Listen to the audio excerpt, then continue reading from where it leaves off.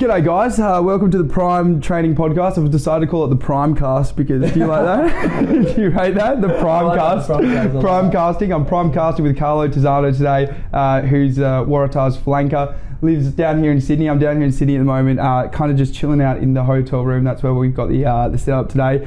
If you're watching on the YouTube, as you can see, Carlo calls himself a bit of a meathead. Probably fair enough. He's just got the big carton of milk. Look, I'm pushing nearly 7.5 litres of milk this week so far. So I've heard that you drink 7.5 litres of milk a week and 4 cartons of eggs. 4 cartons of eggs, yes. That's just ridiculous. And do you just have them raw, or you actually cook them up? No, I cook them up, boil them, fry them, scramble them.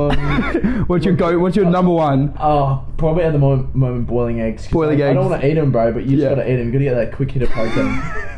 Fair enough. That is fair enough. Bro, when you need it, when you're like naturally a small dude like me, and you need to be You big, are not naturally a small dude. That's a lie. I was small in school. So when you're naturally a small dude like me, you got to eat.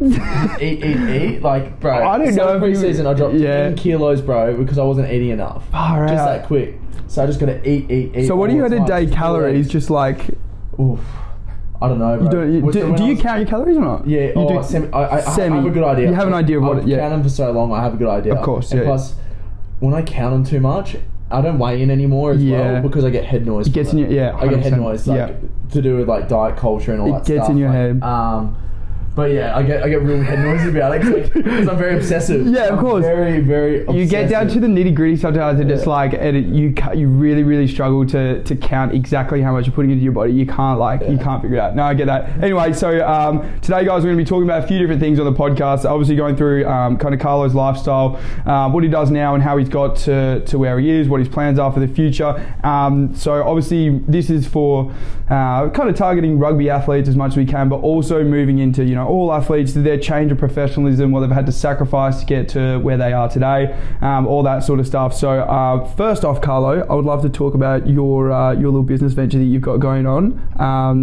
Would you like to tell us a little bit about that? I'd love to. So like me and my one of my best mates, Cameron Orr, we sort of started something called we created this journal because we found this massive gap in the market in terms of like performance journals and stuff for athletes. So it was just so repetitive. It was like, how do I feel today? How was my hydration today? And to me, that's just a bunch of fluff. It gets boring. I know, and to me, it's just a bunch of fluff. Like, look, some people might like it, some people don't. But to me, it's a bunch of fluff. And I know my mate Cameron Orr, he's journaled with... So who's Cameron Orr? Cameron Orr, so he's a professional rugby player at the Melbourne Rebels. Okay. So I met him at the Western Force, and now, I went to Tars, he went to Rebels, and we've always said we're going to do a business together. Awesome. And I've always had a system when I was young age because I knew for me to play professional rugby coming from Perth, it's all AFL there, as you know. 100%, I guess you semi-grew up in Perth. It's all AFL. So you say to someone going to play professional rugby, they laugh at you. So for me, I was like, okay, I'm going to have a plan. Exactly. I'm going to align my whole life to this goal I had. And that's what I'm doing every day. And I'm like, wow, I can make a business out of this. Exactly. Like, I could fucking make a business out of this shit. So I did that. And so at the moment, we've got three aspects to the business at the moment. So we got our team journals. So our team EPJs. So it is a fully bespoke journal. And now you've got one for the Waratahs as well with that. So we got one with the Waratahs. So we worked with them very closely. Cool. Created a journal that it's completely been created for them. So it's got all their logos in it, exactly what they want, all their plays, all that type of stuff. And is that something you're looking to personalise and customise for other... 100%. Yeah, okay, cool. So we just wanted to, start with the slow. Obviously, like, it's not easy. Yeah, of course. It's a lot of 5 a.m. wake-ups. Oh, mate. I know. You were up 5 a.m. this morning getting the grind in. So I get it. Full-time athlete. Yeah. Then trying to do some other stuff. And plus business as well. Yeah, business. And you got recovery stuff. Of course. The scenes. Yeah. We got the team EPJs that we're working with Waratahs, and we're going to be working with a lot of schools. Cool.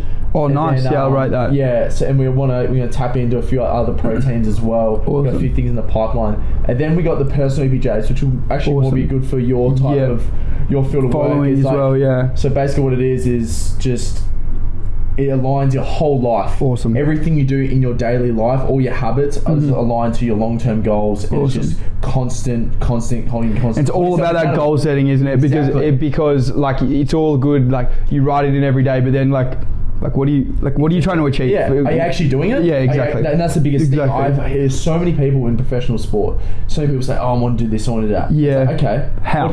What's your processes behind it? How? What are you actually doing? Yeah. And for me, that's something I've always done. Is credit to my parents. Like, I've instilled a pretty good work ethic in me. Yeah. So I've just always yep, this is what I'm doing, this is how I'm going to do it, and this is exactly to the finer details I'm going to do it, and I'm always trying to improve that. 100%. So that's what we're doing. Then the third aspect is the Tyne Academy, where we work with developing athletes that want to go pro, and we're more, not so much nothing to do with physical or mental. So we just talk to them about like how to deal with coaches, how to go into new environments. And that's more one-on-one kind of stuff, which I think is so...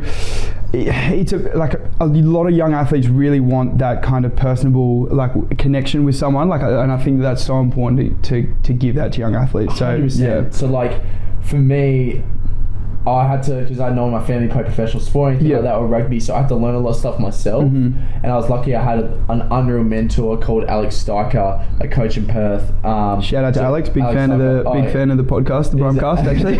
He's a good man. Lots of love for him. But I was so lucky to have him to mentor me the whole way through. But like, how to deal with the coach when you're doing really well and him saying, "No, you're not on the team this week." Yeah. In a professional environment, when you're young, which happens all the time. And like, how can you react to that and deal with that sort of challenge, because it happens all the goddamn time. I've played some of my best games when I was in 2019. I had one of the best games I've played in a 50-minute stint on the field, and I got dropped the next week, completely other team. And I asked the coach, and to me, I used to get very frustrated.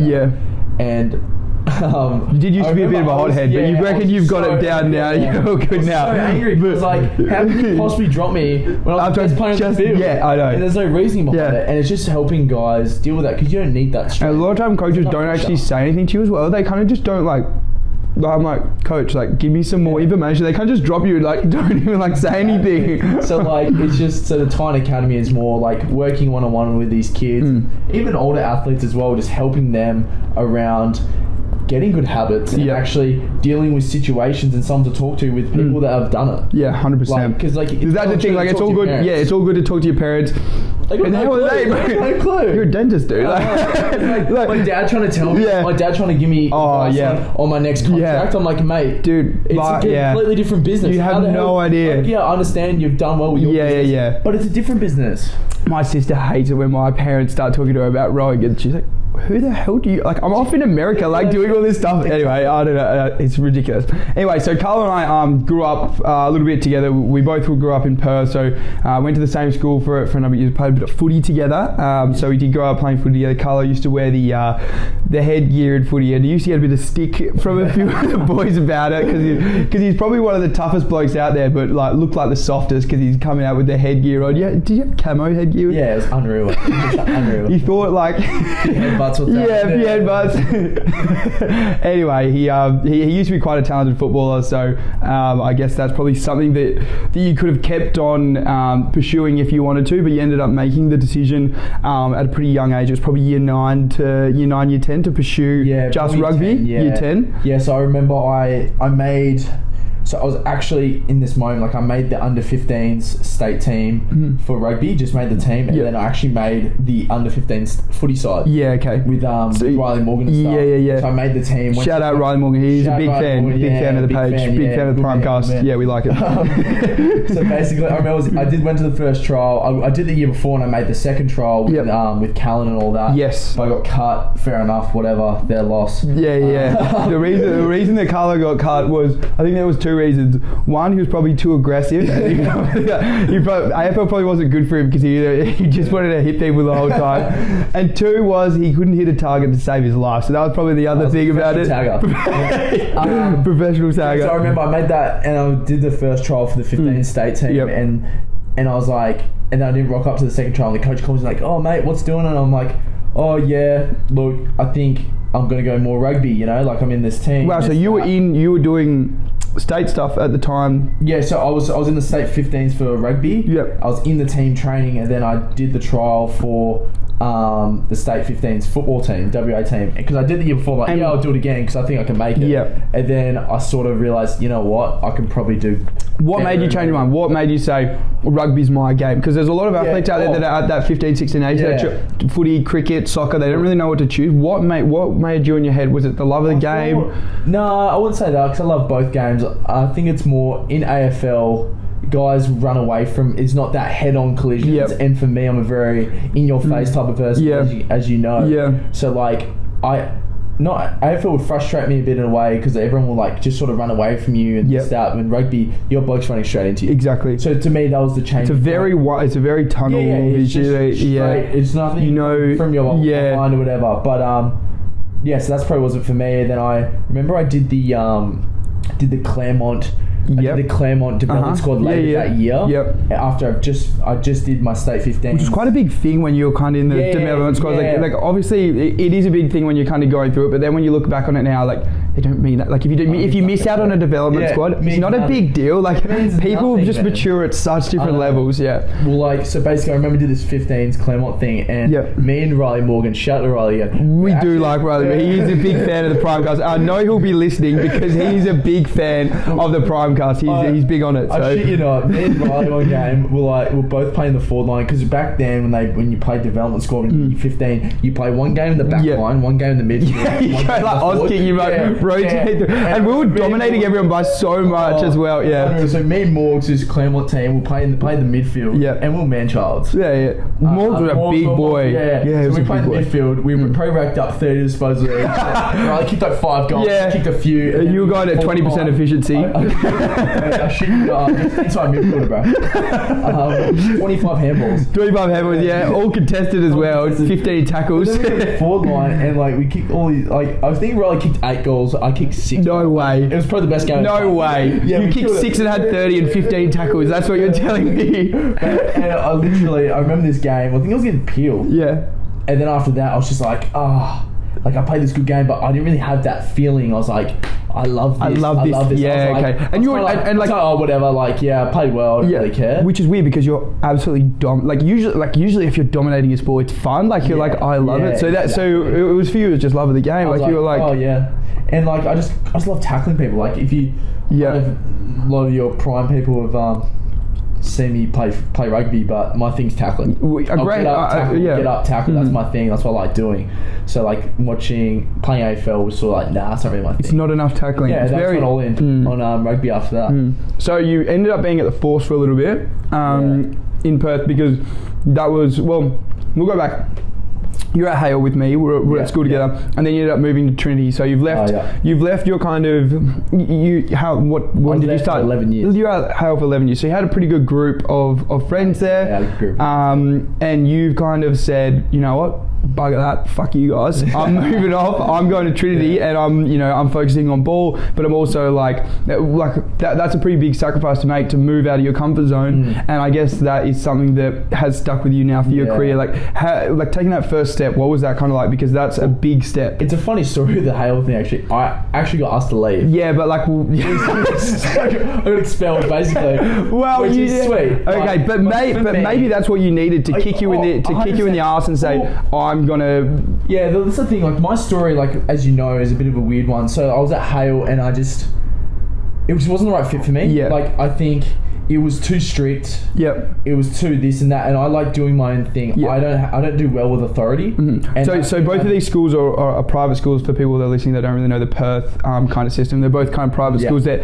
a lot of pressure, we were saying before, a lot of pressure is on the kids from the parents. It obviously costs a fair bit of money to go to these schools, and it's a lot of pressure on these kids to do very, very well at school, and that pressure sometimes gets the better of some people. The difference between Hale and Trinity was Hale's, let's say for example, $25,000 a year, and Trinity is $12,000 a year. And I think like getting asked to leave Hale and just the way the rugby culture was there is just very, we're so good, that the coaches, I feel like the coaches had it was very arrogant the way they coached. They weren't open for change. Like at Hale? I remember going forward to them and saying, like, I just won the Brother Redmond with them the year before, and I'm going and like, I want to play open side flanker.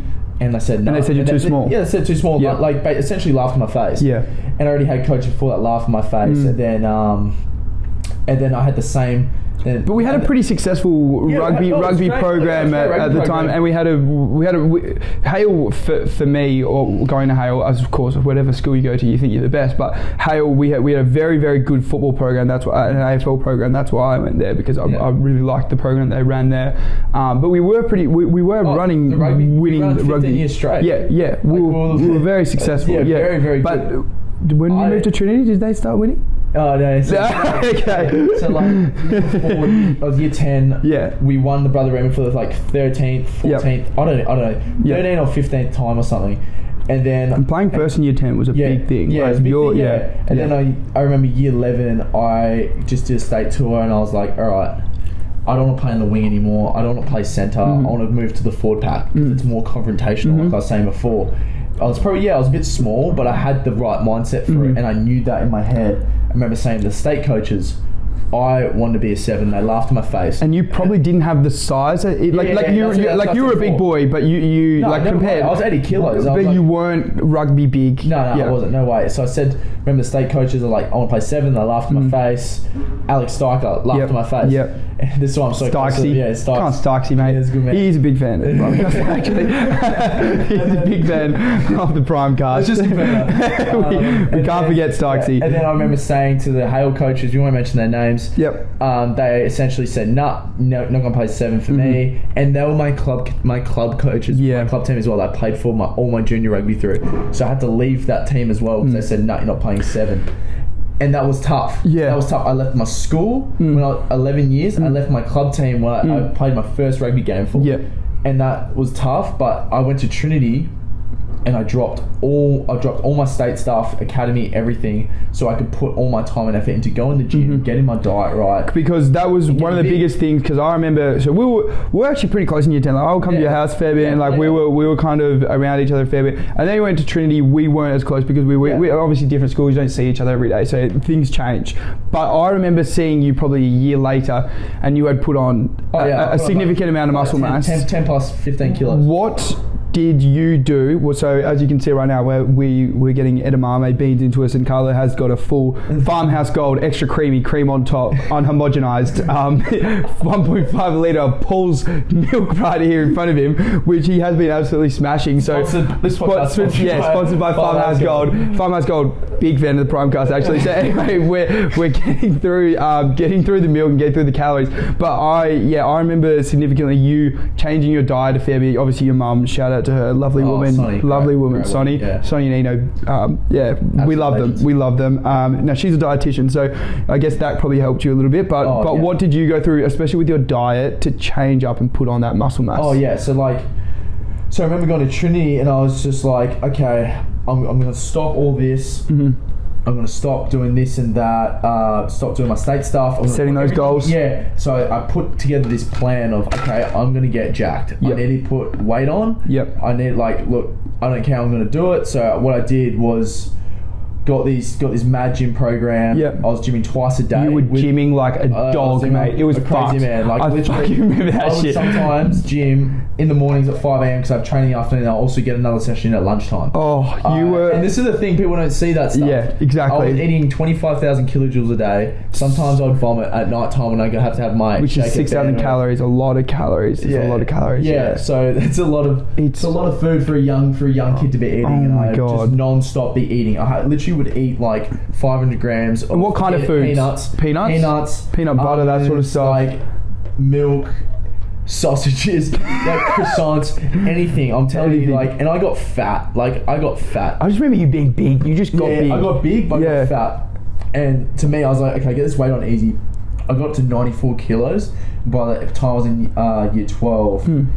And it was the best thing ever, because I remember going to the Trinity coach, I'm like, I want to play 7. He's like, sweet. Let's do it. And then I started playing 7, and I had this new weight and this strength behind me. I started doing really well. And then it went in new presence. And then I got in a bit of trouble. I was doing some naughty stuff, which is fine. Like I went through a stage of everybody, you have to go through that, but then you have to grow out of it. Yeah, exactly. But you have to make. I think that one of the most important things in life is you have, like something that my parents always would say to me. You have to make your own mistakes and learn from them, because the parents that hold, or even if you're holding yourself back, you don't learn. You just you just I made a lot of mistakes.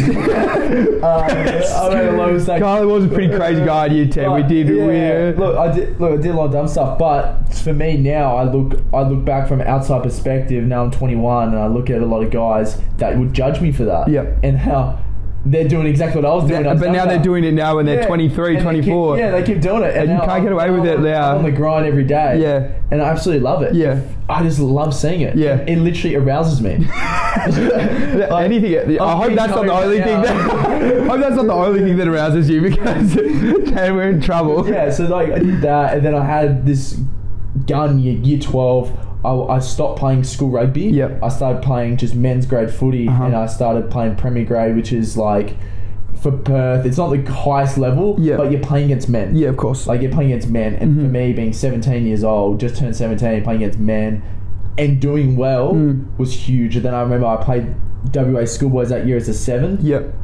And I went to this schoolboy carnival versus Queensland, New South Wales, all these teams.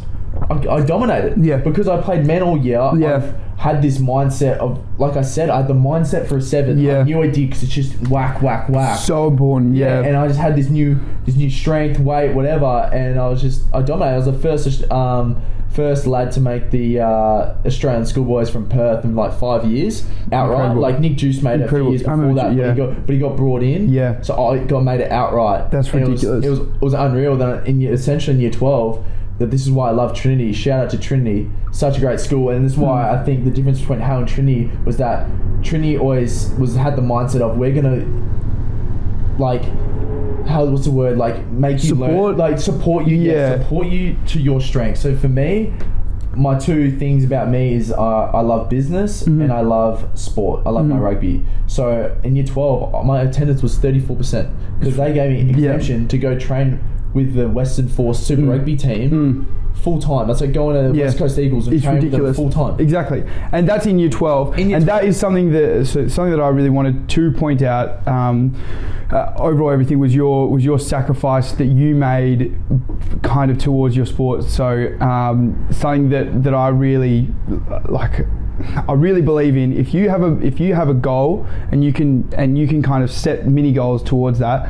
Stop focusing on other things. Like if you really want to be the best at your sport and you're in year 12 and you want sport to be your life, focus on sport. Don't focus on your school. 100%. School can be important, but at the same time, if you're the smartest in the room at school, doesn't mean shit. Oh, I'm sorry, like it doesn't. There's this video that David Goggins. I'm obsessed with him, and it's about balance. And balance and putting, like, not prioritizing your life and not going all in. Yeah, that's important. Like when people say backup plan. Yep. To me, that's because you always did have that's bullshit. But you did have a backup plan. I did at first. But my parents put in my head. Yeah. As soon as I stopped listening to my parents and said, nah, fuck that. I don't want to be a dental prosthetist. No.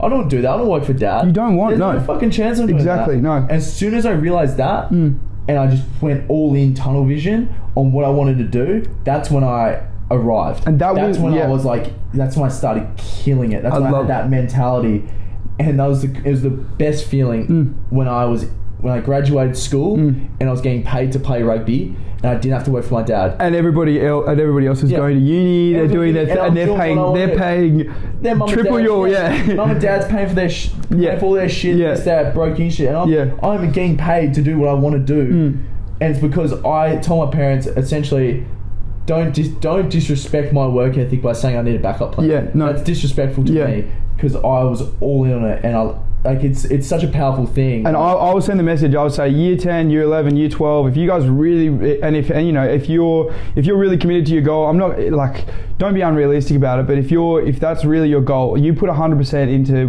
110%, 120% into what you want to do. And I truly believe that's what you should do. 100%, and I think that's why I wanted to start the Elite Performance Journal business, is because, like, essentially I I did that. That's what you did. I created a plan, and that's what the journal does. It's the structure and framework for you to achieve those goals, those big aspirations. That's what I did. I set my plan, had my long-term goals, had my short-term goals with the processes behind it. Then I put every single thing I was doing in my daily life to that goal. Yeah. And I achieved it. Yeah. Very quickly. And it was the best feeling ever, going to my dad and not having to work for him, and saying to my brother, my older brother Luca, who works for my dad at the time, doesn't work for him anymore. I guess I could say I motivated him to quit. He's actually doing really good things at the moment, Luca. He's doing. Shout out to Invident, actually huge fan of actually the PrimeCast. Luca and Invident are two massive things. I've seen them on. I saw them in the paper the other day. I actually got sent into the group chat. The boys. Yeah, he's doing well. He's the good so I would shred him every day, and so he'll come home from work and be like, he's like, oh, hey, working for dad. I'm like, oh, working for daddy. Daddy it's all good now. All good now that you play for the Tars. You just want to do whatever. He hated it. And then he finally did it, and he's loving it. He's learning so much.